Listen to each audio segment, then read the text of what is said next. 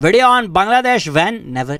More power to all the student protesters in Bangladesh. लेकिन पाकिस्तान में बैठे हुए लोग जो एक दिन अफ़गानिस्तान एक्सपर्ट होते हैं, एक दिन बांग्लादेश एक्सपर्ट होते हैं, मेरे अंदर इतनी काबिलियत नहीं है। तो जो लोग बांग्लादेश में हैं या जो लोग बांग्लादेश पर सालों साल रिसर्च कर रहे हैं, उनको सुने, उनसे सीखें।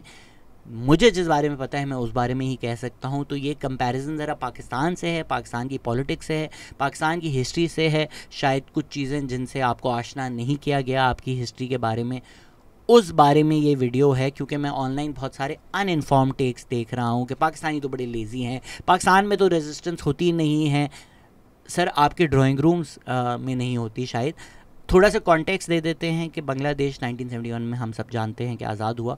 1972 में जो फ्रीडम फाइटर्स थे उनको कोटा दिया गया कि यार सिविल सर्विस में फ्रीडम फाइटर्स जो थे उनको एक कोटा दिया जाएगा। फिर जब शेख हसीना आई वापस इन पावर इन 1997 में ये कोटा एक्सटेंड कर दिया गया फ्रीडम फाइटर्स के बच्चों के लिए भी। फिर 2010 में जब शेख हसीना वापस इन पावर आई तो ये कोटा फिर से एक्सटेंड कर दिया गया, जो ये 30% था, for the grand children of freedom fighters के आपके जो पोते नवासे भी हैं, नवासियाँ भी हैं, उनको भी अब ये सिविल सर्विस में कोटा मिलेगा। तो फिर लोगों ने इस पर शिकायत की, प्रोटेस्ट किया कि भाई चलो समझ में आता है उस वक्त फ्रीडम फाइटर से, चलो भाई उनके बच्चों को भी दे दिया। अब ग्रैंड चिल्ड्रन तक बात आ गई है, तो मतलब हम तो जो मेरिट पे पढ़ रहे हैं हमारी जॉब्स का क्या।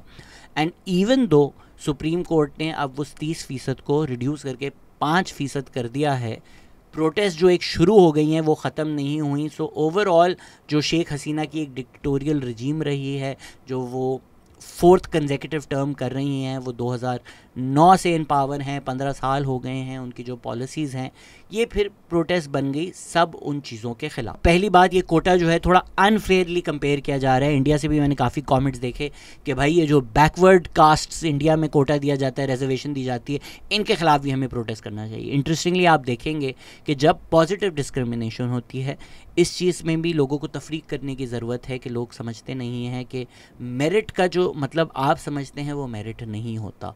अगर तो मेरे रास्ते में आग जली हुई है, रोड टूटा हुआ है, पत्थर हैं, उस पे मैं नंगे पैर 1 किलोमीटर भाग कर कहीं पहुंचता हूं और मेरी टाइमिंग होती है उसमें लेट्स से 10 मिनट, और आपका एक पेव्ड रोड है, स्मूथ हुआ है, आप लेटेस्ट नाइकी की जॉगर्स पहनकर उसी रोड पे भागते हैं और आपकी टाइमिंग होती है 9 मिनट्स 30 सेकेंड्स। अब आप कहें मेरिट पे मैं आपसे 30 सेकंड आगे हूँ, नहीं सर, मेरा रास्ता देखें, अपना रास्ता देखें। तो जो पॉजिटिव डिस्क्रिमिनेशन होती है उसको आप इस कोटा से नहीं कंपेयर कर सकते। जो बैकवर्ड कास्ट हैं, जो माइनॉरिटीज़ हैं, जिनके ख़िलाफ़ सालों साल डिस्क्रिमिनेशन हुई है, उस डिस्क्रिमिनेशन को ऑफसेट करने के लिए जो कोटा दिया जाता है, that is actually more fair and based more on merit than the simple test result. मतलब अगर कोई फाटा का बच्चा है और कराची का बच्चा है, दोनों अगर मैट्रिक देते हैं और दोनों के लेट्स से 5 मार्क्स का डिफरेंस है, तो आप क्या कहेंगे कि जी मेरिट पे कराची वाला लड़का आगे? नहीं, क्योंकि जिस सर्कमस्टांसेस में, जिन अपॉर्चुनिटीज़ के साथ फाटा में बैठकर जिस तारीख़ के साथ वो जिया है, जो उसकी लाइफ हिस्ट्री है, उसके बावजूद उसने जो परफॉर्म किया है, that shows that person in Phata is a lot more capable. Merit सिर्फ इस चीज़ से नहीं डिसाइड होता कि सामने जो पेपर आया है उस पर आपने जो भरा है वो एक इंडिपेंडेंटली जज हो जाए और आपकी ज़िंदगी उस पर जज कर ली जाए। इसीलिए डाइवर्सिटी के पॉइंट्स होते हैं कि if you are coming from a historically marginalised community, a historically marginalised area, दुनिया भर के colleges, well most colleges at least, उसको पॉइंट्स देते हैं, उसको फेवर करते हैं, because you overcome a lot more in your life. इसी तरह अपार्थाइड के बाद क्योंकि सालों साल ब्लैक कम्युनिटी के ख़िलाफ़ इन साउथ अफ्रीका डिस्क्रिमिनेशन हुई थी, उनको अपॉर्चुनिटीज़ नहीं दी गई थी, तो वो पॉजिटिव डिस्क्रिमिनेशन करके कोटा देकर उनकी जो प्रोग्रेस है या उनकी जो अपलिफ्टमेंट है उसके लिए कोटा देना ज़्यादा फेयर होता है। ऐसे कोटास को और इनके ख़िलाफ़ वही होते हैं जो इनसे फ़ायदा उठा रहे होते हैं, जो ऑप्रेसर्स होते हैं। इसीलिए मर्द जो होते हैं ना, वो औरतों के कोटा के ख़िलाफ़ होते हैं। पाकिस्तान में रहते हुए अगर कोई जॉब है, एक मर्द है और एक औरत है, what the woman had to overcome in most cases with all other identities being equal. Obviously उसमें आप गुर्बत का एंगल डाल देंगे, रिलीजियस माइनॉरिटी का एंगल डाल देंगे, the multitude of identities, but all other identities being equal, एक औरत की स्ट्रगल ज़्यादा होगी एक मर्द से। सो सिर्फ मेरिट वो नहीं होता कि सामने कागज़ पे जो स्कोर लिखा हुआ है, आपका एक लिव्ड एक्सपीरियंस भी होता है। So comparing this to the other normal quotas is very unfair. Ethnic minorities और विमेन का जो कोटा है उसके ख़िलाफ़ ये प्रोटेस्ट नहीं थी, ये प्रोटेस्ट थी इस पॉलिटिकल कोटा के ख़िलाफ़, क्योंकि इसमें एक और एलिमेंट ये है कि जो अवामी लीग है उसने बांग्लादेश को आज़ादी दिलाई, तो अब उनके पास एक पावर भी आ गई है कि हम डिसाइड करेंगे कि फ्रीडम फाइटर कौन है। इस तरीके से वो गवर्नमेंट जॉब दे सकते हैं अपने पार्टी लॉयलिस्ट को कि भाई फ्रीडम फाइटर्स के लिए है, लेकिन हम डिसाइड कर रहे हैं कि फ्रीडम फाइटर कौन है, फ्रीडम फाइटर का बच्चा कौन है, फ्रीडम फाइटर का ग्रैंड चिल्ड्रन कौन है। एंड क्योंकि अवामी लीग ने आज़ादी दिलाई है तो ज़ाहिरी बात है मोस्टली ये सारे अवामी लीग के लोग हैं, तो वो जो एक पॉलिटिकल टूल बन गया है फॉर कंट्रोल और कब्ज़ा है, उसके ख़िलाफ़ ये प्रोटेस्ट हैं। इनको आप इंडिया में कोटाज या पाकिस्तान में कोटाज से नहीं कंपेयर करें। तो इवन दो जनवरी 2024 के इलेक्शन में शेख हसीना मेजॉरिटी जीत कर आई थी, वो बड़े कंटेंशियस इलेक्शंस हैं, कंट्रोवर्शियल इलेक्शंस हैं, क्वेश्चनेबल इलेक्शंस हैं। तो अब ये हुआ है कि चीफ ऑफ आर्मी स्टाफ ने अनाउंस किया है कि शेख हसीना ने रिज़ाइन कर दिया है, वो फ्लड कर चुकी हैं मुल्क। इंटरेस्टिंगली अगरतला में उनका हेलीकॉप्टर लैंड हुआ है। अगरतला जो पाकिस्तान में फ़ेमस है, शेख हसीना के जो वालिद हैं शेख मुजीबुर रहमान, उनके अगरतला कंस्पिरेसी केस के वजह से। तो बेगानी की शादी में अब्दुल्ला दीवाना पाकिस्तानी इस पे भंगड़े डाल रहे हैं। अब समझ नहीं आ रहा कि क्यों। इनको लग रहा है या कुछ लोगों को ये प्रोपेगेंडा फैलाया जा रहा है कि भाई पाकिस्तान की ये जीत है। एक तो पहले इंडियन प्रोपेगेंडा को पहले डील कर लेना, वो ज़्यादा आसान है। ये अर्नब गोस्वामी टाइप शोज़ पे लोग जाके बोल रहे हैं कि आईएसआई और पाकिस्तान इसके पीछे था, आईएसआई और पाकिस्तान ने इनको फंड किया। भाई यहाँ रोटी लेने के पैसे नहीं है। आपको लग रहा है हम लोग बैठकर बांग्लादेश में को फंड कर रहे हैं, बांग्लादेश के स्टूडेंट प्रोटेस्टर्स को पैसे दे रहे हैं, और साढ़े कोल पै है ही नहीं पाई। तो पाकिस्तान में जिनको लग रहा है पाकिस्तान की जंग है, ऑफ कोर्स कुछ हमने विजुअल देखे जिस तरह शेख मुजीबुर रहमान के स्टैचू को डिफाइल किया गया, ये सब is against Sheikh Hasina's dictatorial policies और उनकी जो गवर्नमेंट रही है, एंड शेख मुजीबुर रहमान का उनसे कनेक्शन है। None of this is against 1971। कोई स्टूडेंट प्रोटेस्टर ये नहीं बोल रहा कि भाई हम गलत आज़ाद हो गए, पाकिस्तान वापस चलते हैं, ईस्ट पाकिस्तान बना दो बांग्लादेश को। इस तरह की कोई बात नहीं की जा रही। जो एक वीडियो बहुत आउट ऑफ कॉन्टेक्स्ट ली जा रही है, उसका कॉन्टेक्स्ट ये है कि जब लोगों ने प्रोटेस्ट की कि फ्रीडम फाइटर्स को ना दें, तो उनको गद्दार लेबल करने के लिए या उनको एंटी स्टेट लेबल करने के लिए, जो पाकिस्तान में भी बहुत होता है, शेख हसीना ने बोला कि भाई अगर फ्रीडम फाइटर्स को नहीं मिलेगा कोटा, अगर फ्रीडम फाइटर्स को जॉब्स नहीं मिलेंगी तो किसको मिलेंगी? रज़ाकार को। रज़ाकार जो है वो वेस्ट पाकिस्तान के अंडर जनरल तिक्का खान, ईस्ट पाकिस्तान में एक पैरामिलिट्री फोर्स थी जिसमें उर्दू स्पीकिंग कम्युनिटी के लोग जो हैं ईस्ट पाकिस्तान में, या ईस्ट पाकिस्तान के जो लोग हैं वो वेस्ट पाकिस्तान की मिलिट्री का सपोर्ट कर रहे थे। तो ऑलमोस्ट एक इंसल्ट है रज़ाकार। तो इसको इस कॉन्टेक्स्ट में देखें कि अगर शहबाज शरीफ आकर कहते हैं कि आप जो बिजली के बिल के ख़िलाफ़ प्रोटेस्ट कर रहे हैं आप गद्दार हैं, अब जो बिजली के बिल के ख़िलाफ़ प्रोटेस्ट करें वो प्रोटेस्ट में बोलें कि कौन गद्दार, मैं हूँ कौन, तू है कौन, गद्दार गद्दार। तो ये शहबाज शरीफ को मॉक करना होगा ना कि हाँ भाई हम भी गद्दार हैं, तू भी गद्दार है, हम कौन है, हम सब गद्दार हैं। तो जो लफ्ज़ आपको एज एन इंसल्ट यूज़ किया है, आपने वो रीअप्रोप्रिएट कर लिया मॉक करने के लिए इस इंसिनुएशन को कि आप गद्दार हैं। तो बांग्लादेश में भी एग्जैक्टली यही हुआ कि प्रोटेस्टर्स ने जब बोला कि मैं हूँ कौन, तू है कौन, रज़ाकार रज़ाकार, वो इस शेख हसीना की स्टेटमेंट का मजाक उड़ा रहे थे। वो ये नहीं कह रहे थे कि अब हम सब पाकिस्तान से वाकई मिल चुके हैं और अब हम पाकिस्तान के लिए बांग्लादेश को आज़ाद करा के पाकिस्तान बना देंगे। इस तरह का कुछ भी नहीं हुआ। पाकिस्तान में जो भगड़े डल रहे हैं नॉन सेंसिकल।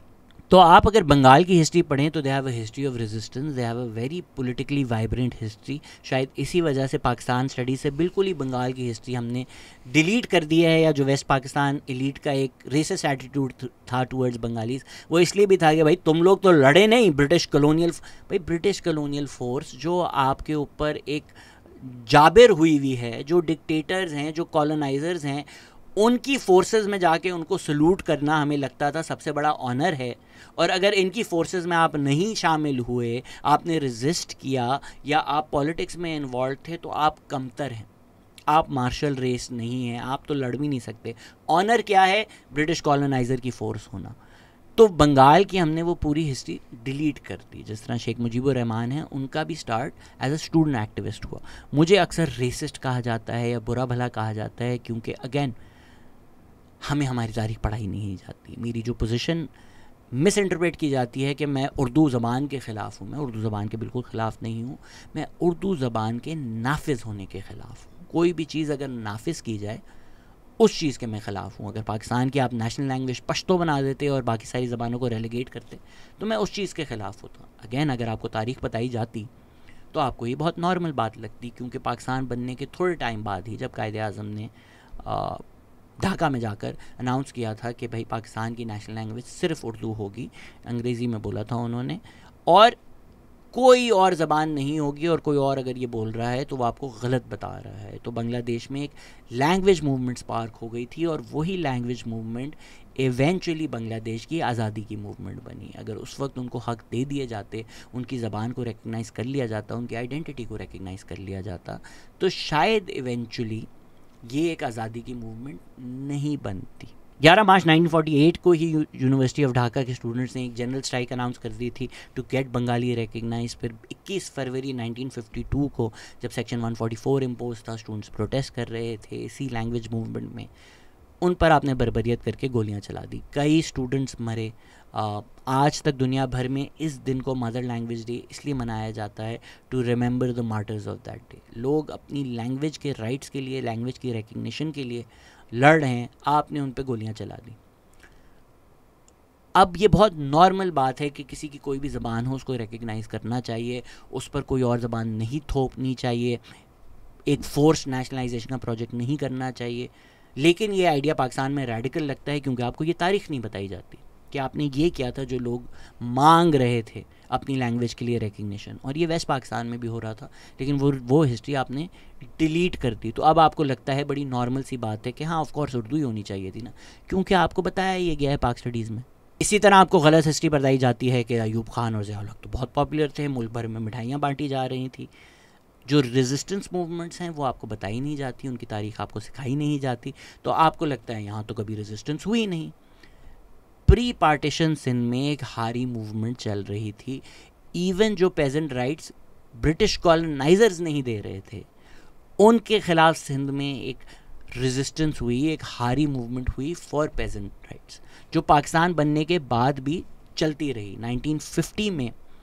1943 में पहला एक जाइगेंटिक जलसा हुआ हैदराबाद में, उसके बाद 1950 में मैसिव प्रोटेस्ट के बाद सिंध टेनेंसी एक्ट ऑफ 1950 पास की गई, जिसमें ये right of attachment with land pageants को दिया गया। हमें लगता है ना कि भाई प्लेट पे मिल गई आपको आज़ादी, कुछ करना नहीं पड़ा, या मूवमेंट कर ली तो क्या उखाड़ लिया इन्होंने। ये जो टके टके के भी थोड़े बहुत हमें राइट्स मिले हैं ना, ये लड़ लड़ के मिले हैं। एंड इधर टके टके बोलना ज़रूरी है, क्योंकि बांग्लादेश में जिस तरह लड़ लड़ के उन्होंने राइट्स लिए हैं ना, इवेंचुअली बांग्लादेश की लैंग्वेज को रिकग्नाइज भी करवाया, ये लड़ के मिले हैं आपको। लैंड रिफॉर्म्स इंडिया में हुए, यहाँ नहीं हुए। जो थोड़े बहुत भी राइट्स हैं ना, वो भी आपको लड़ कर रहने पड़े, लेकिन ये रेजिस्टेंस आपको नहीं पढ़ाई जाती। These people are not painted as heroes, these people are then painted as anti state, कि सिंध वाले जो लोग हैं वो पाकिस्तान के ख़िलाफ़ थे जो ये कर रहे थे। पेजेंट्स अगर अपने हक़ के लिए लड़ रहे हैं, वो गरीब हैं, वो गद्दार हैं। और यही मूवमेंट फिर 7-8 साल और चली। उसके बाद पेजेंट राइट्स जो हैं, लैंड अलॉटमेंट जो है, लड़ कर ली इन्होंने। 10 साल की एक रेजिस्टेंस के बाद उनको मिली, and it continued till movement of restoration for democracy में। ये डेमोक्रेसी और आइडेंटिटी, इस तरह के इशूज़ ज़्यादा पैरामाउंट हो गए। तब तक ये जो पेजेंट राइट्स की हारी मूवमेंट थी, ये बहुत प्रोमिनेंट रही सिंध। इसी तरह 1970s में एक हशत नगर मूवमेंट है खैबर पख्तूनख्वा में, जो गरीबों के राइट्स के लिए लड़ रही थी, क्योंकि ये पेजेंट्स हैं, क्योंकि ये गरीब हैं, क्योंकि ये जो एलीट लोग हैं उनके ख़िलाफ़ प्रोटेस्ट कर रहे हैं। आपने इनको हिस्ट्री से भी डिलीट कर दिया, और इनकी जो रेजिस्टेंस है उसकी हम कोई अहमियत भी नहीं रखते। इसी तरह 1970s के जो इलेक्शंस हुए ईस्ट पाकिस्तान में, student politics were very central. West Pakistan में पीपीपी को सपोर्ट था स्टूडेंट पॉलिटिक्स का। उस वक्त दुनिया भर में एक लेफ़्ट की बड़ी पॉपुलैरिटी थी, मूवमेंट थी। वो लेफ़्ट जो है पाकिस्तान का मोस्टली वो पीपीपी के साथ था। पीपीपी का जो स्टूडेंट विंग है वो पैरामाउंट था, बहुत ज़रूरी था उस मूवमेंट के लिए। ये सारी चीज़ें आपसे डिलीट कर दी गई हैं। इवन अगर हम रिसेंटली देखें तो ओकाड़ा फार्म्स में एक बहुत बड़ी मूवमेंट है, फार्मर्स की मूवमेंट है। हमारी पॉडकास्ट है मुबशर रिजवी के साथ, बहुत पुरानी, अगर वो देखें, आप उनकी किताब पढ़ें, उसमें आपको डिटेल्स भी पता चल जाएंगी। साथ ही साथ हमारी पॉडकास्ट भी ख्वाजा असलम के साथ, उनकी किताब भी आप वो भी पढ़ लें, पीपल्स मूवमेंट ऑफ पाकिस्तान, जिसमें वो सारी ये पीपल्स मूवमेंट को हैं क्रॉनिकल करके आपको बताते हैं कि क्या क्या हुआ। ऐसे ही नहीं आज़ादी मिल गई, अयूब खान के ख़िलाफ़ सस्टेन्ड प्रोटेस्ट हुई, ज़िया-उल हक़ के ख़िलाफ़ सस्टेन्ड प्रोटेस्ट हुई। Movement for restoration of democracy एक डेकेड लॉन्ग मूवमेंट थी, अनप्रेसिडेंटेड फैशिज़म के ख़िलाफ़। ज़िया-उल हक़ के टाइम में जो बर्बरियत थी उसके ख़िलाफ़ एक डेकेड लॉन्ग मूवमेंट चली, गोलियां चली, प्रोटेस्टर्स मरे। उसके बावजूद वो मूवमेंट ने अपने आप को सस्टेन किया, बिकॉज वो एक राइट्स बेस्ड मूवमेंट थी। एंड सक्सेस जो है ना वो बाइनरी नहीं होती। यस, एग्जैक्टली उस मूवमेंट के रिजल्ट में डेमोक्रेसी रिस्टोर नहीं हुई, लेकिन उस मूवमेंट के प्रेशर, उस मूवमेंट के अपने आप को इतने साल सस्टेन किए बगैर पाकिस्तान में डेमोक्रेसी नहीं बहाल होती। And even when Benazir Bhutto came back, आपने देखा लोग किस तरह लाखों में निकले, उनको सपोर्ट किया। Again these people are villains in your history and the heroes are the people जिनके ख़िलाफ़ ये मूवमेंट्स हुई हैं। इसीलिए आप इन मूवमेंट्स को ना अहमियत देते हैं, ना इनकी कदर करते हैं। इनफैक्ट इन लोगों को शायद आप गद्दार समझ। तो अब आप मुझे बताएं जी, कौन लेज़ी है? ये जो कराची, लाहौर, इस्लामाबाद के लोग हैं, इनको लगता है कि बस यही पाकिस्तान प्रॉपर है, जिसको रफ़ीउल्लाह काकड़ कहते हैं। उसमें भी आप कराची यूनिवर्सिटी की हिस्ट्री देख लें तो उसमें बहुत पॉलिटिक्स है। I don't mean just APMSO या जमीयत। APMSO और जमीयत जैसी ऑर्गेनाइजेशंस बनाई जाती हैं ताकि स्टूडेंट पॉलिटिक्स वीकन हो। अभी किसी ने रिसेंटली बोला कि इमरान खान तो हमेशा स्टूडेंट पॉलिटिक्स के हक में थे, उन्होंने इंसाफ स्टूडेंट्स फोर्स बनाई। भाई मेरे, पार्टी जो अपना पॉलिटिकल विंग बनाती है वो अपने वोटों के लिए बनाती है, वो स्टूडेंट पॉलिटिक्स नहीं है। स्टूडेंट यूनियन स्टूडेंट पॉलिटिक्स को डिस्ट्रॉय करने के लिए ही APMSO और जमीयत जैसी ऑर्गेनाइजेशंस को इस्तेमाल किया जाता है। आप बात तो करें उन लोगों से जो कराची यूनिवर्सिटी में उस टाइम ज़िंदा थे, उन्होंने क्या क्या देखा है, क्या क्या हुआ है, किस तरह गोलियाँ चलाई गई हैं। एक क्रॉप था पूरा of student leaders, even people who didn't get into politics. आप जाहिद हुसैन जैसा एक लेजेंड है हमारी जर्नलिज्म इंडस्ट्री में, उनका काम देखें आप, उनकी किताबें पढ़ें, लेजेंड आदमी है। His political training was through student politics, वो एक स्टूडेंट पॉलिटिक्स लीडर थे। तो ज़िया-उल हक़ ने इसी डर से उस नर्सरी को डिस्ट्रॉय कर दिया। 1984 में I believe student unions ban हुए थे। तो वो जो एक क्रॉप था, एक पाइपलाइन था जिससे आप पॉलिटिक्स सीखते थे, समझते थे, करते थे, कॉजेज़ में इन्वॉल्व होते थे, आपने वो काट दिया। और फिर आपने स्टूडेंट्स को बस क्या ऑप्शन दिया कि आप APMS हो सकते हैं, आप जमीयत हो सकते हैं, आप इन पॉलिटिकल विंग्स का हिस्सा हो सकते हैं। उसमें फिर वायलेंस भी होता है, डंडे भी होते हैं, गन्स भी प्रोवाइड की जाती हैं। तो स्टूडेंट पॉलिटिक्स को एक बुरा नाम जो अब मिलता है वो इस वजह से मिलता है कि आपने डिलिबरेटली जेन्युइन स्टूडेंट लीडरशिप और स्टूडेंट पॉलिटिक्स को डिस्ट्रॉय करने के लिए वहाँ गन्स दी, वायलेंस किया, इन पॉलिटिकल पार्टीज़ के स्टूडेंट विंग्स को अनलीश किया लोगों के ऊपर, ताकि वो जो पूरा माहौल है of resistance, of intellectual discussions, of the left, वो चीज़ डिस्ट्रॉय हो जाए। और यही हुआ कि कई जो स्टूडेंट लीडर्स थे वो कुछ लोग मार दिए गए, कुछ लोग अरेस्ट हो गए, कुछ लोग को-ऑप्ट हो गए।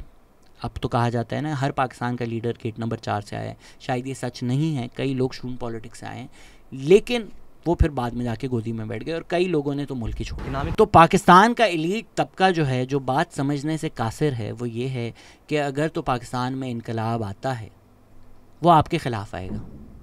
अभी इंस्टाग्राम पे किसी ने पोस्ट किया हुआ था कि एक जनरल की बेटी है, उन्होंने पोस्ट किया था कि आप बारिश एंजॉय कर रहे हैं, जबकि वो पिछली स्टोरीज में बारिश एंजॉय कर रही थी, और बांग्लादेश के स्टूडेंट ने आज़ादी ले ली। बहन, आपके बाप से ही तो आज़ादी लेनी है। तो हमारा एलीट तबका ये नहीं समझ रहा कि रेवोल्यूशन आएगा तो आपके ख़िलाफ़ आएगा। जिस तरह कैट वुमन ने भी बोला था कि आप सोचते रह जाएंगे हम कैसे इस तरह जी सकते थे, living so little for the poor. इस मुल्क में जहाँ लोग रोटियां नहीं अपने बच्चों के लिए ख़रीद सकते, तो वो अपने बच्चों का कत्ल कर रहे हैं। ऑडी शोरूम हैं, हर जो करोड़ों की गाड़ियां हैं वो सालों साल उसकी डिलीवरी नहीं मिलती क्योंकि वो इतने सोल्ड आउट हैं। तो ये जो एक इनकम इक्वालिटी है, इसके ख़िलाफ़ आएगा ना रेवोल्यूशन। एलीट्स के ख़िलाफ़ आएगा, एलीट कैप्चर के ख़िलाफ़ आएगा। कराची के इंडस्ट्रियलिस्ट जो हैं, जो 1971 में जिनकी फैक्ट्रियाँ थीं इन ईस्ट पाकिस्तान, जो वहाँ का लेबर एक्सप्लॉइट करके प्रॉफिट इधर लेकर आते थे, उनका रोना ये था कि यार बांग्लादेश आज़ाद हो गया, हमारी फैक्ट्रियाँ चली गई वहाँ पर। तो जो स्टेट मरात उनको वहाँ दे रहा था, उन्होंने यहाँ तो दी ना, यहाँ तो कंटिन्यू की। तो वो जो एक एलीट कैप्चर बन चुका है पाकिस्तान में, जो स्टेट तकरीबन 18 बिलियन डॉलर, एक स्टेट जो बिलियन डॉलर्स के लिए भीखे मांग रहा होता है, वो इस मुल्क के एलीट को 18 स्टेट के ख़जाने से 18 बिलियन डॉलर्स का हर साल फ़ायदा देता है। तो जब इस आवाम की आंखें खुलेंगी और इनकलाब आना होगा तो इनके ख़िलाफ़ आएगा कि जिस मुल्क में पीने का पानी नहीं है उसी मुल्क में गोल्फ क्लब्स कैसे हैं। यही लोग, ये लोग समझते नहीं हैं और तारीख़ में ये नहीं देखते कि जब राइट्स बेस्ड मूवमेंट्स हुई हैं, जब रेवोल्यूशनरी मूवमेंट्स हुई हैं, एक एलीट तबका है जिसने पावर का साथ दिया है। MRD मूवमेंट की भी यही शिकायत थी कि जो नॉर्थ पंजाब है उसने हमें उस तरह सपोर्ट नहीं किया। ज़ियाउल हक ने अब ये डिटेल्स में जाना पड़ेगा थोड़ा, लेकिन कराची की जो शिकायतें हैं कि हमें राइट्स नहीं मिलते, वो थोड़ा इस वजह से भी है कि 1947 टिल अबाउट ज़ियाउल हक, टिल अबाउट जुल्फ़िकार अली भुट्टो, कराची को most of the states resources were going into Karachi. मतलब एक टाइम था कि 2% कराची पॉपुलेशन थी, पर ओवर 50% पब्लिक हाउसिंग फंड, पानी जो है वो कराची को आ रहा था। आज भी लोग अगर कहते हैं कि जी कराची को रिसोर्सेज नहीं दी जाती, तो पूछे कराची में गैस अगर नहीं आ रही तो जो गैस आ भी रही है वो कहाँ से आ रही है। तो अगर बलूचिस्तान से या सिंध से गैस आ रही है और जहाँ से गैस आ रही है वहाँ पे तो लोगों को गैस मिलती नहीं है, सुई के अराउंड लोगों को गैस नहीं मिल रही होती और वो पूरे मुल्क भर में जा रही होती है। तो जी सुई के लोगों के राइट्स छीने जा रहे हैं या कराची के लोगों के राइट्स छीने जा रहे हैं। कराची का जो पानी आ रहा है कहाँ से आ रहा है, बलूचिस्तान से आ रहा है और सिंध से आ रहा है। तो अगर कराची में कहीं पानी नहीं मिलता तो वो कराची के लोगों के राइट छीने जा रहे हैं, या जिधर से पानी आ रहा है बलूचिस्तान और सिंध, जहाँ पीने का पानी उन लोगों के पास है ही नहीं लेकिन वहाँ से पानी कराची जा रहा है, उन लोगों के राइट ज़्यादा छीने जा रहे हैं। So we also don't understand that being in a certain class we enjoy certain privileges, and that elite class that I am also unfortunately a part of, मैं इसको अपने आप को अलग नहीं कर रहा, उसने हमेशा स्टेट का साथ दिया है, उसने हमेशा पावर का साथ दिया है, उसने इन राइट बेस्ड मूवमेंट के ख़िलाफ़ रहे हैं। अगर हम अभी PTI की भी बात करें तो वो PTM को गद्दार कहते थे, पश्तून तहफ़्फ़ुज़ मूवमेंट को डिजिटल मीडिया विंग उनका किल लिस्ट बना रहा होता था। तो जब राइट्स बेस्ड मूवमेंट होती हैं हम एलीट के साथ जाकर बैठ जाते हैं और हम लोगों का साथ नहीं देते। फिर हम लोग इंसल्ट करने के लिए मीम्स बनाते हैं कि भैया गरीब लोग तो पाकिस्तान के लेज़ी हैं। भाई अगर एक मज़दूर यहाँ 20 घंटे काम ना करे तो वो रोटी नहीं खा सकता। उसको जाके आप समझा रहे हो कि नहीं यार हकीकी आज़ादी ये होती है, मजाक उड़ा रहे हो ना आप उसकी गुर्बत का। बलूचिस्तान में डेकेज लॉन्ग रेजिस्टेंस हो रही है, खैबर पख्तूनख्वा में डेकेज लॉन्ग पश्तून तहफ़्फ़ुज़ मूवमेंट चल रही है, सिंध में रेजिस्टेंस चल रही है। तो जी कौन सा पाकिस्तान का यूथ है जो पॉलिटिकल नहीं है? कौन सी पॉलिटिकल अवेयरनेस है जो 5 साल 10 साल में आई है और पहले नहीं थी? आप में नहीं थी ना। अब लोग कहते हैं कि यार इमरान खान के बाद हमें समझ में आ गया कि ये मिलिट्री किस तरह गवर्नमेंट्स को हटाती है। अब ये आपकी बेवकूफ़ी है या ये इमरान खान का क्रेडिट है कि आपको अब जाकर 2022 में ये चीज़ समझ में आई है? तो हम इमरान खान को ये क्रेडिट दें कि यार फाइनली उसने आपको भी ये समझा दिया। बट जबकि तारीख़ में तो आप हमेशा पावर के साथ रहे हैं और लोगों के और आवाम के ख़िलाफ़ रहे हैं, और यही तारीख़ आपको नहीं बताई जाती। इसीलिए आपको 9th में लगता है अनप्रेसिडेंटेड, और वो भी लगता है आपको सिर्फ लाहौर कैंट अनप्रेसिडेंटेड। अब उसको भी ज़रा इस कॉन्टेक्स्ट में समझ लें। लोग कहते हैं जी फॉल्स फ्लैग ऑपरेशन था, उन्होंने आने क्यों दिया, यूजली तो इतनी सिक्योरिटी होती है।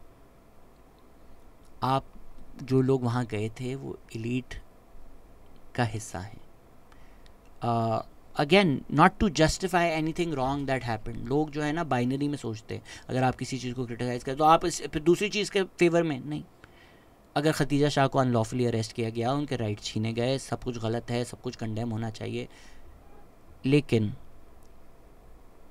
खतीजा शाह इस मुल्क में इनकलाब नहीं लाएंगी, इनकलाब अगर आया तो खतीजा शाह के ख़िलाफ़ आएगा। खतीजा शाह के जो ग्रैंडफादर हैं वो चीफ़ ऑफ आर्मी स्टाफ थे, आसिफ नवाज़ जंजुआ। खतीजा शाह के जो वालिद हैं फाइनेंस मिनिस्टर थे मुशर्रफ के दौर में। खतीजा शाह के जो वालिद हैं वो RUDA Ravi urban developmental authority चला रहे होते हैं, जो गरीबों से ज़मीन लेके अमीरों की एक एलीट हाउसिंग सोसाइटी बना रही होती है। यहाँ से आपने सारा फ़ायदा उठाया, यहाँ से आप लोग अमीर हुए। और पहले जो मैं कह रहा था कि ज़िया-उल हक़ ने वो कराची से मूव करके पंजाब ले गए, पंजाब में उन्होंने लोगों को नवाजा, तो उनका एक पंजाब में उस लिए सपोर्ट था because he was giving elite privileges in Punjab. तो जी खतीजा शाह कैसे इनकलाब ला सकती हैं? इनकलाब वो लाएंगे जो रूडा ने जिनकी ज़मीन चुराई है, या इनकलाब वो लाएंगे जो रूडा में ज़मीनें ले रहे हैं? आप ये बातें नहीं करेंगे क्योंकि इमरान खान जो है वो रूडा के फ्रंटमैन बने हुए थे, इसलिए आपको लगता है रूडा सही है। No, with all due apologies, 2 घंटे लाहौर में धूप में निकलने से रेवोल्यूशन नहीं आएगा। अगर आपकी सोल पॉलिटिक्स ये है कि इसको क्यों गोदी में लिया है, हमारे वाले को गोदी से क्यों उतारा है, इसमें कुछ रेवोल्यूशनरी नहीं है, इसमें कुछ एंटी इस्टेब्लिशमेंट नहीं है। You are not against the role of the establishment in politics, you are against the establishment not selecting your guy. इसी वजह से जब स्टूडेंट्स मार्च हुई थी ड्यूरिंग इमरान खान टेन्योर 2019 में, स्टूडेंट सॉलिडारिटी मार्च हुई। आज आप लोग मजाक उड़ा रहे हैं ना, कहाँ हैं स्टूडेंट्स?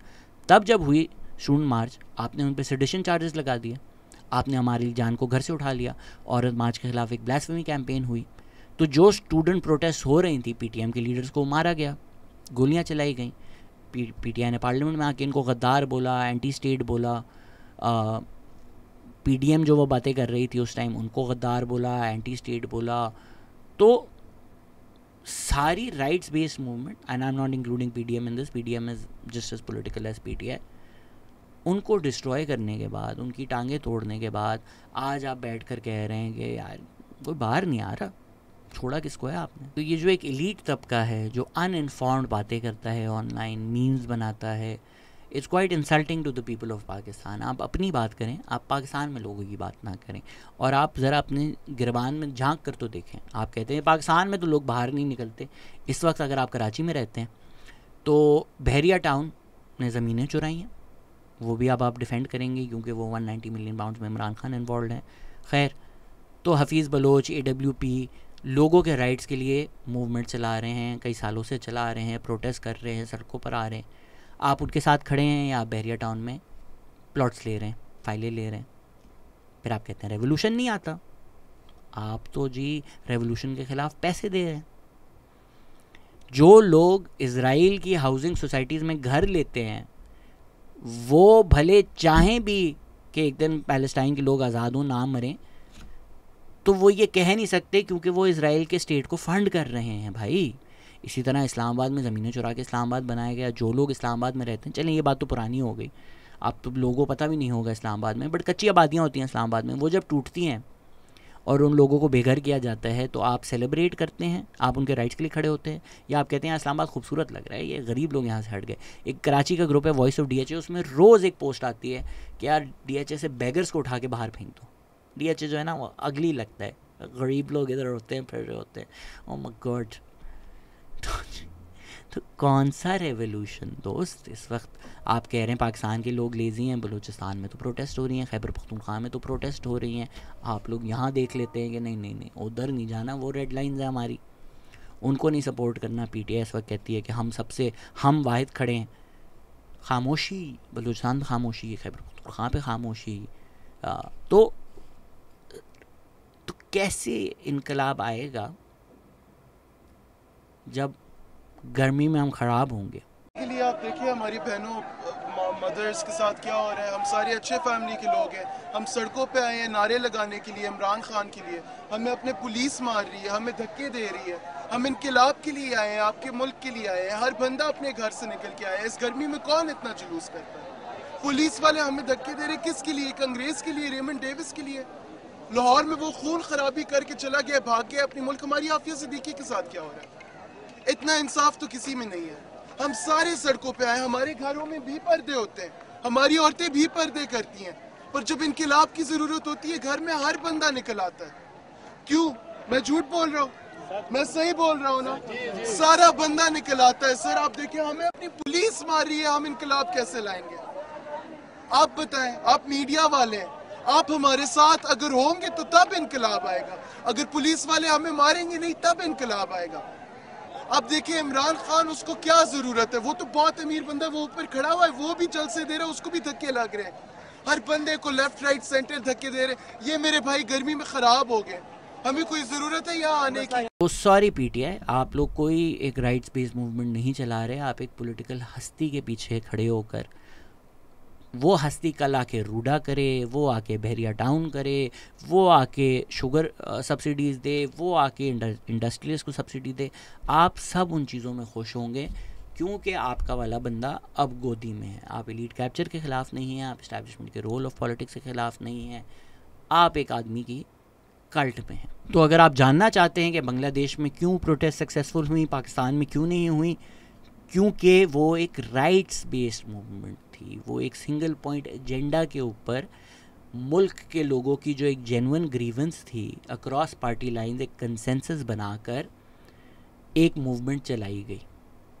ऐसा नहीं था कि वो बोलें नहीं आप उस पार्टी के, हम आपके साथ नहीं बैठ सकते, हम आपसे बात नहीं कर सकते, आपको जिसने वोट दिया है वो जिंदा लाश है, उस वोट को हम नहीं मानते, हमें जो वोट देगा हम सिर्फ उसको मानेंगे। इस तरह तो कोई रेवोल्यूशन नहीं आ सकता। साथ ही साथ Sheikh Hasina is responsible for her own downfall, क्योंकि उन्होंने प्रोटेस्टर्स को स्टेट ब्रूटैलिटी और रिप्रेशन के साथ डील किया। जब स्टूडेंट प्रोटेस्ट पर गोलियां चलाई गईं, जब ये विजुअल सामने आए कि हेलीकॉप्टर से निहत्थे स्टूडेंट्स पे गोलियां चल रही हैं, तो जो लोग प्रोटेस्ट में नहीं भी इन्वॉल्व थे वो भी सड़कों पे आ गए कि यार ये चीज़ गलत है। एंड 9 मई को पीटीआई यही चाहती थी। आप कहते हैं क्यों जी आने दिया, इसीलिए आने दिया क्योंकि ये बन्नू नहीं है, क्योंकि ये बलूचिस्तान नहीं है, ये लाहौर है, ये लाहौर की एक एलीट क्लास है। खुदा ना खास्ता ऐसा होता, अल्लाह ना करे ऐसा होता, मैं नहीं कभी चाहता कि ऐसा हो, लेकिन यास्मीन राशिद, सनम जावेद, खतीजा शाह, इमरान खान का जो भांजा है हुसैन हसन, जो हसन न्याजी, एक एलीट कैडर, HSN ग्रेजुएट्स, ये लोग लाहौर की सड़क पर हैं, कैंट पर हैं। खुदा ना खास्ता अल्लाह ना करे ये गोलियां चला देते इनके ऊपर, इनमें से कई लोग मर जाते। जब टीवी पे आप ये विजुअल देखते कि यार ये लोग पीसफुल प्रोटेस्ट करने गए थे, लोग इनके ऊपर गोलियां चला दी गई, इनको मार दिया गया, इनमें से 20-30 लोग मर गए हैं, 100 लोग इंजर्ड हैं, अस्पतालों में हैं। आप और मैं नहीं निकलते, मैं निकलता सड़क पे यार कि ये क्या बर्बरियत है। आप कहें कि जी ये हसास इलाके जो भी पीसफुल प्रोटेस्ट कर रहे थे ना रोड पे, आप उन पे गोलियां कैसे चला सकते हैं? This is may be what would have helped PTI, क्योंकि जब केओस क्रिएट होता है, केओस से अपॉर्चुनिटीज़ आती हैं, उससे फिर चीज़ें चेंज हो जाती हैं, right. It's impossible to stand in the face of such chaos. और यही हुआ कि जब शेख हसीना ने उसको एस्केलेट किया विथ रिप्रेशन, तो वो इम्पॉसिबल हो गया टिल द पॉइंट वो आखिरी वक्त तक अपेरेंटली ये कह रही थी कि और फोर्स यूज़ करो, और फोर्स यूज़ करो, and the officers were like भाई नहीं कर सकते।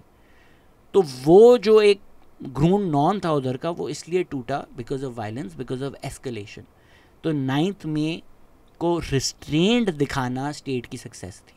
9 मई को पीटीआई इसलिए नहीं सक्सेसफुल हो चुकी क्योंकि स्टेट ने रिस्ट्रेंड दिखाया, और रिस्ट्रेंड भी सिर्फ लाहौर में दिखाया, पेशावर कोयटा में नहीं दिखाया। लेकिन वो चीज़ पीटीआई नहीं हाईलाइट करती, कुछ रेड लाइन्स हैं। ये बात मुझे 2014 में समझ में आ गई थी, जब मैं पीटीआई को सपोर्ट करता था 2013 के इलेक्शन में। लेकिन उस वक्त के जो पीटीआई के प्रेसिडेंट हैं, 2011 के बाद जो लोग पैदा हुए उनको ये भी नहीं पता होगा, जावेद हाशमी, उन्होंने आकर कहा कि जी पीटीआई का प्लान था कि लाशें गिरें, उन लाशों पे सियासत करके हम गवर्नमेंट को गिरा दें। Chaos is a ladder.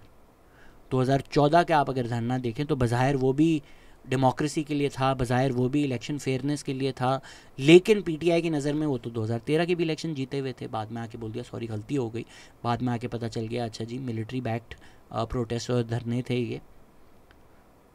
उस वक्त भी आइडिया यही था कि that if enough people die, और मरे भी उस वक्त तो वो ताहिरुल कादरी के लोग मरे जिसको इतनी मीडिया अटेंशन नहीं मिली, जो कि इक्वली गलत था। भाई पीटीआई के प्रोटेस्टर मरे या ताहिरुल कादरी का प्रोटेस्टर मरे, क्या फ़र्क है, इंसान ही है ना, तो इंसान की जान तो अहमियत तो होनी चाहिए।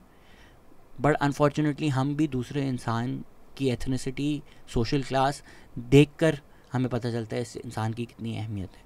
इसी तरह भी रिसेंटली जब जिले शाह की लाश मिली है, शुरू में बहुत शोर मचा, बाद में जब पता चला अच्छा जी यास्मीन राशिद को पता था, पीटीआई की गाड़ी में उनको डंप किया गया हॉस्पिटल के ऊपर। बाद में ज़िले शाह की वालदा ने बोला कि मैं पीटीआई वालों को ब्लेम करती हूँ, उन्होंने ही मरवाया मेरे बच्चों को। साइलेंस। सडनली ज़िले शाह पीटीआई का सपोर्टर नहीं रहा, सडनली ज़िले शाह की डेथ इंपॉर्टेंट नहीं हुई। अरशद शरीफ जब मरे पहले दिन पोस्टर्स थे, फिर पता नहीं अल्लाह जाने क्या हो गया कि खामोशी हो गई। तो 9 मई पे the part two success for PTI was कि लोग तो इतने बाहर नहीं आए। अगर तो हम एक्सपेक्ट करते हैं, जो एक इल्यूजन है कि 80-90% इमरान खान का सपोर्ट है, तो बेरली कुछ लोग बाहर आए थे। कराची में तो मेरे ख्याल से कोई 12-13 लोग बाहर आए थे।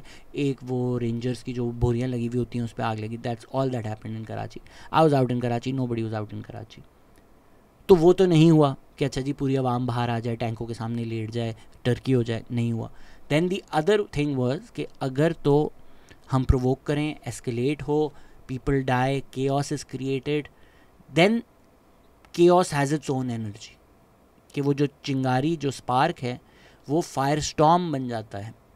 हमने अभी ईरान में भी प्रोटेस्ट देखा कि एक इंसिडेंट था हेडस्कार्फ वाला, उसके बाद all over the country protest होना शुरू हो गई। जॉर्ज फ्लॉयड का एक इंसिडेंट था अमेरिका में, उसके बाद एक ब्लैक लाइव्स मैटर की पूरी मूवमेंट चल गई।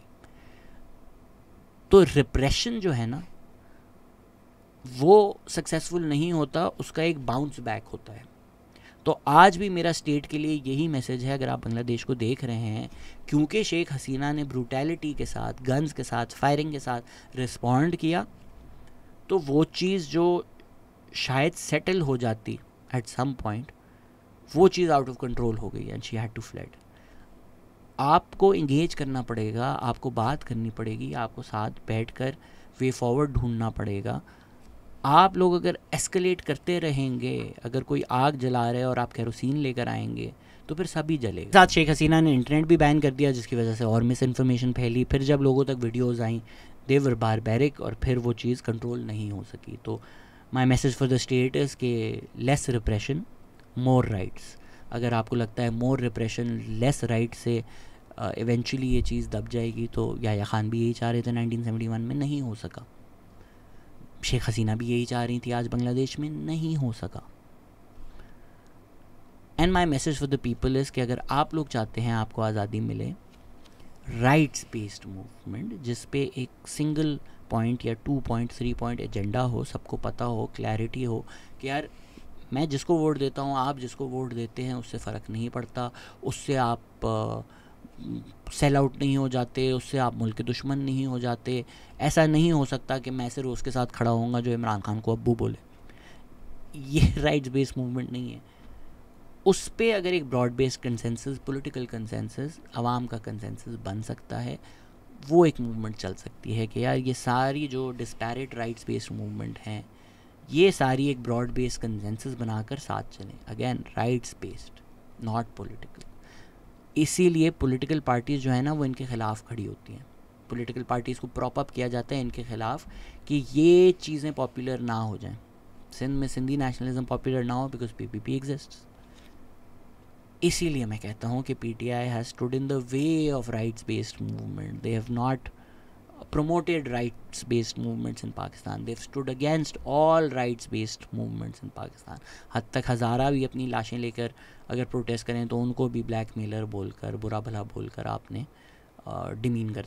और जाते जाते my hope for the people of Bangladesh is कि ये आपकी मूवमेंट हाईजैक ना हो जाए। हमने अरब स्प्रिंग को भी बहुत लविंगली देखा कि शायद कोई आज़ादी आ जाए, लेकिन वो मिलिट्री ने हाईजैक कर लिया। तो इस वक्त the military is in power, interim government है बांग्लादेश में।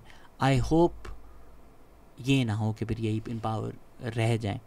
And I believe the people of Bangladesh will not take it lightly if this happens as well. तो अल्लाह करे आपको हकीकी आज़ादी मिले, अल्लाह करे हमें हकीकी आज़ादी मिले, वो वाली नहीं जो एक ब्रांड बनाकर एक आदमी के पीछे हमें बस कल्ट में डाल रहे हैं। जेन्युइन वाली उम्मीद तो मुझे 0/0 नज़र आती है कि पाकिस्तान में हकीकी आज़ादी। एक छोटे पॉडकास्टर को पॉडकास्ट करने की अगर आज़ादी नहीं है, तो मुल्क में आज़ादी कहाँ से आएगी।